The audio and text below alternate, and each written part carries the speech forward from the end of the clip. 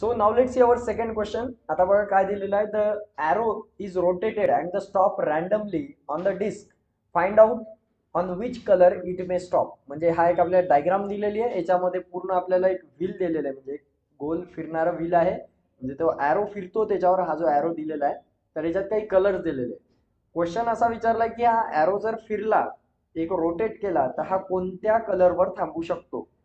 आता बघा आपल्याला ऍडव्हान्स मध्ये हे माहित आहे की red, orange, yellow, blue, green, purple हे सर्व कलर्स इथे आहेत. हा ॲरो याच्यापैकी कशावरही थांबू शकतो.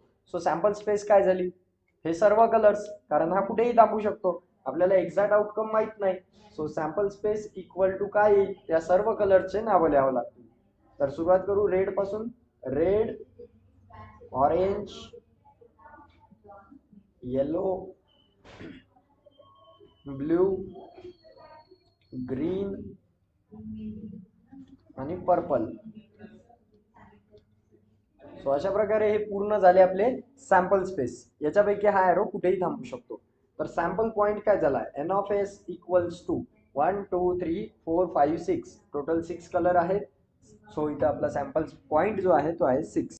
आता बघू आपला थर्ड क्वेश्चन.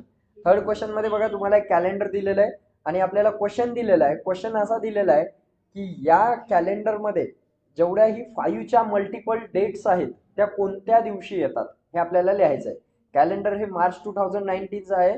यामध्ये 5च्या मल्टिपल असणाऱ्या डेट्स, म्हणजे जसं 5 1 5, 5 2 10, 5 2 10, 5 3 15, 5 4 20, अशा प्रकारे जे पूर्ण 5चे मल्टिपल्स आहेत याच्या दिवशी 10 म्हणजे 10व्या नंबर कोणता दिवस येतोय, 20व्या नंबरवर कोणता दिवस येतोय ते आपल्याला लिहायचंय. ती असणार आपली सॅम्पल स्पेस. सो आता याचं उत्तर लिहून घेऊ आपण. सो आता इथे जर आपण याचं आन्सर लिहिलं तर sample space S equal to, बघा आता याच्यामध्ये 5 हा ट्यूजडेला आलेला आहे. सो इथे आपण लिहिणार पहिला ट्यूजडे. हा सगळ्या 5च्या मल्टिपल लिहायचे. सो 5 चा ट्यूजडे येणार. त्यानंतर 10 नंबर जो आहे संडेवर. सो इथे आपण लिहू शकतो ट्यूजडे नंतर संडे. ठीक आहे. आता संडे त्याच्यानंतर बघा बरोबर संडे नंतर आता 5वा दिवस पुढचा Monday, Tuesday, Wednesday, Thursday, Friday. So आता त्याच्यानंतर येणार फ्रायडे, कारण 15 डेट जी आपली फ्रायडेवर आहे. सो अशा प्रकारे आपण हे 5चे मल्टिपल्स लिहितोय. 5 10 15. त्यानंतर 15 नंतर 5 दिवस बघा आता फ्रायडे नंतर सॅटरडे, संडे, मंडे आणि ट्यूजडे आणि वेनसडे. म्हणजे परत आता कोणता येतो याच्यानंतर, वेनसडे येतोय. सो आता इथे आपण लिहिणार वेनसडे. तिथे येणार आपली 20 डेट.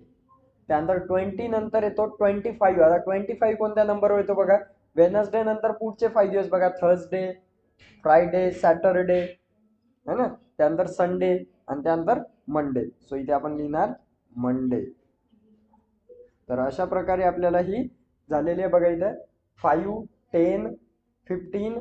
त्यानंतर हा 20 नंबरचा, हा 25 नंबरचा आणि लास्ट वन 30 नंबरचा कधी येतो बघा. आता इथे बघा इथे पूर्ण हे आपले डेज सर्व आलेले. आता मंडे नंतर ट्यूजडे, वेनसडे, थर्सडे, फ्रायडे आणि सॅटरडे. सो आता लास्ट वन इज सॅटरडे 30.